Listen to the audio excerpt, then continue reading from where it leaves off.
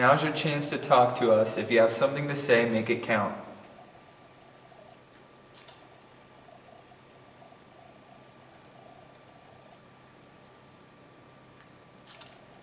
Would you be able to pound on a wall? Like, I'm gonna tap twice. Would you be able to tap twice back?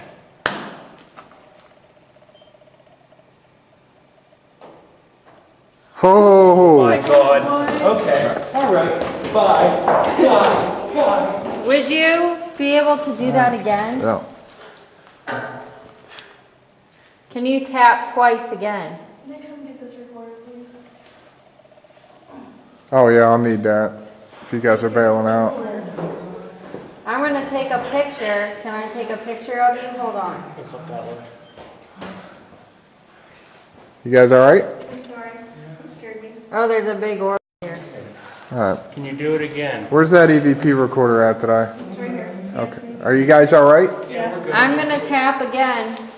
All right. Hold on. Whoever that was, just for confirmation, I appreciate you doing that. I'm going to do it again, and I want you to respond to me. Can you do that?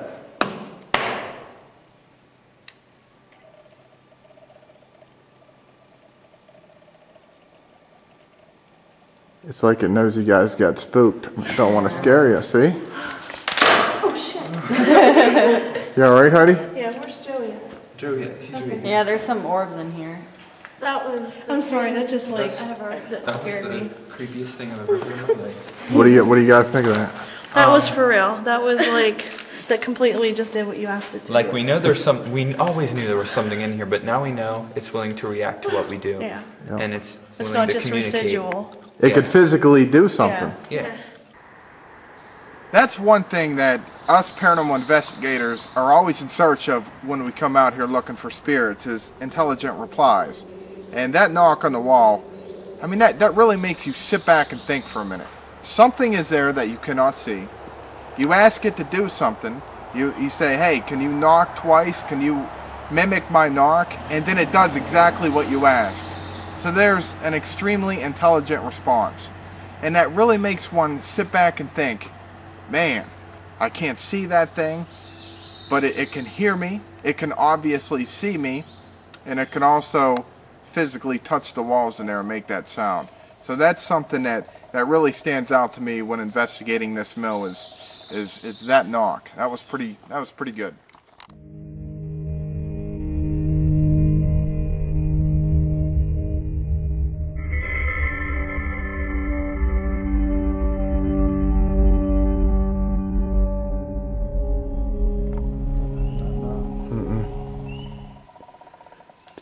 Oh, it's way too muddy, Dan. Look at that. Oh, shit. What? Dude, something's right behind us.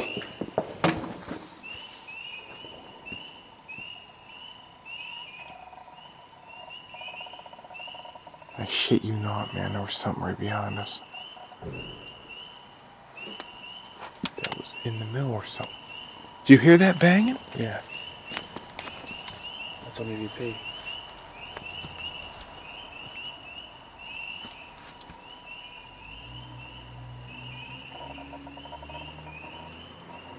Dude, something was banging in there, man, like maybe up on top.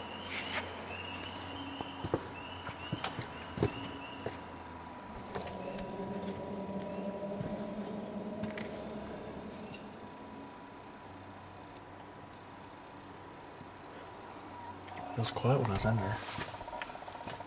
I weren't snapping enough. You hear that? Yeah. There's something in there, dude. Moving around right now.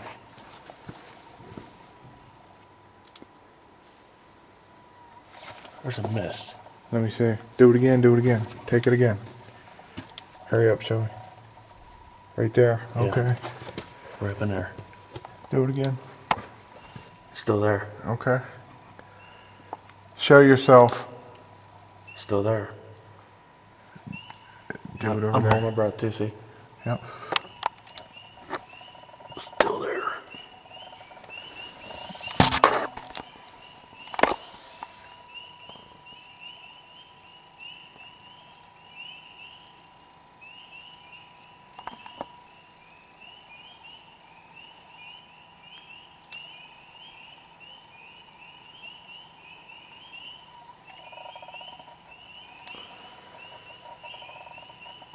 It's moving around to the left.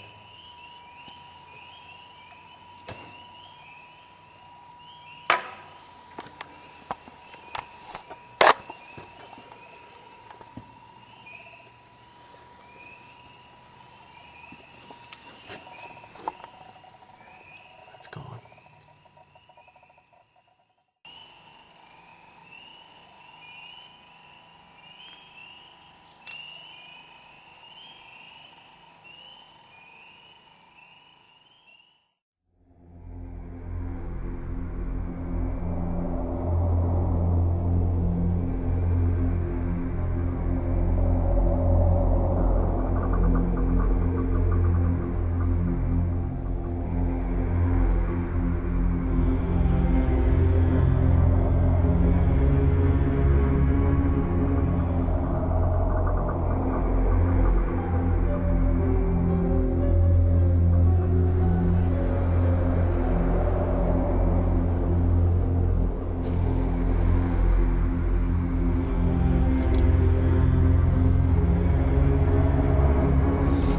There's a mess. Let me see. Do it again, do it again.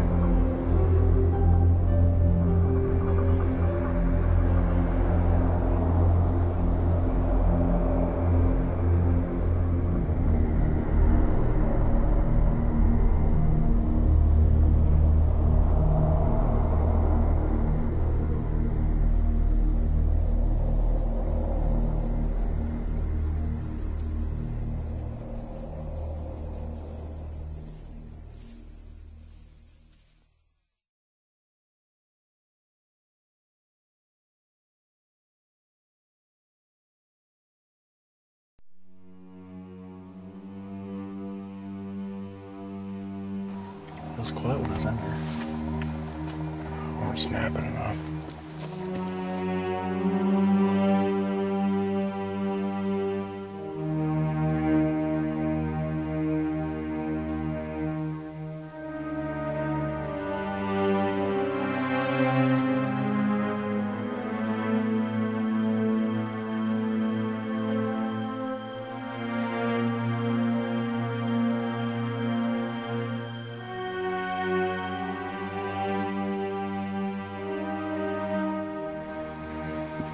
You hear that?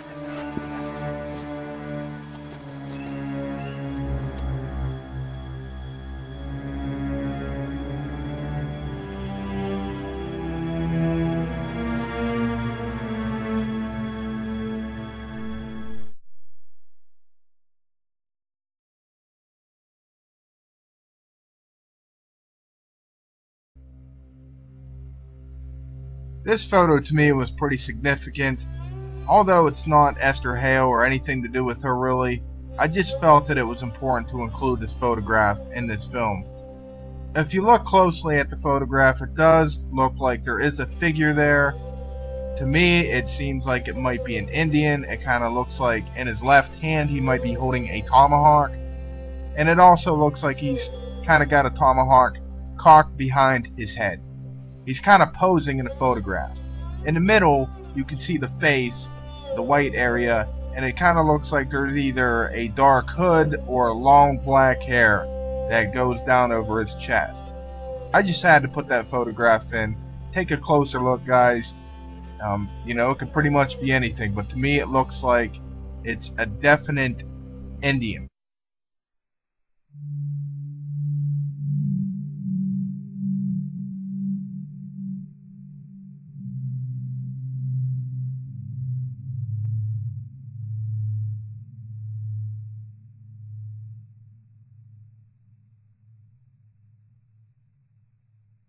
Okay, in this photo right here, you can see what appears to be a woman dressed in white.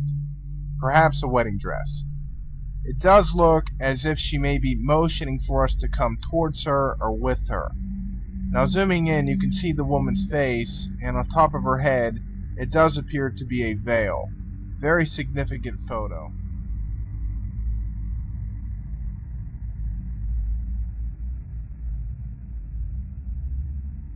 Now this particular photograph was taken immediately following the last picture we captured. It appeared as if the apparition of Esther Hale was vacating the area, as you can see the ghostly mist moving towards the left. However, upon looking closer into this photo, it appears that Esther's appearance may have intensified a bit. Looking closely now, it appears that there may be a young petite woman with long dark hair standing outside of the mill and appears to be naked. Take a closer look and judge for yourself and see what you see.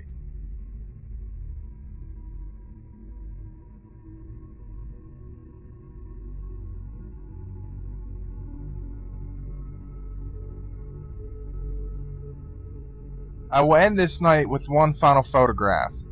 Just minutes after having captured the previous photos you were just shown, we then managed to capture what we believe to be once again Esther Hale, only this time attaching herself to one of our investigators.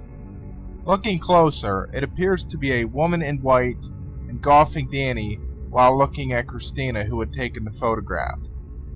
Christina was the one who captured all of these photos.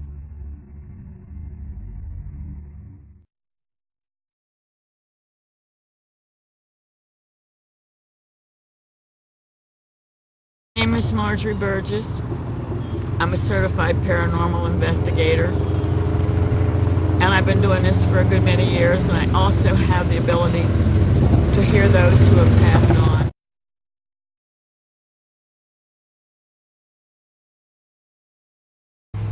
Esther Hale. Tragic figure, I think you would say. I have talked to her many times.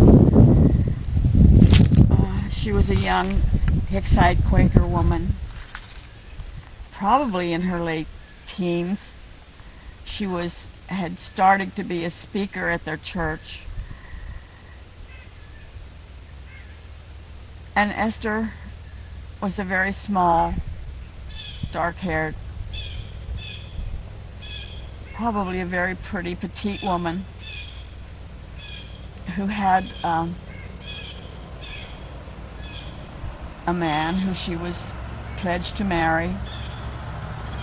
And this was the time of the Civil War. And he went off to the Civil War through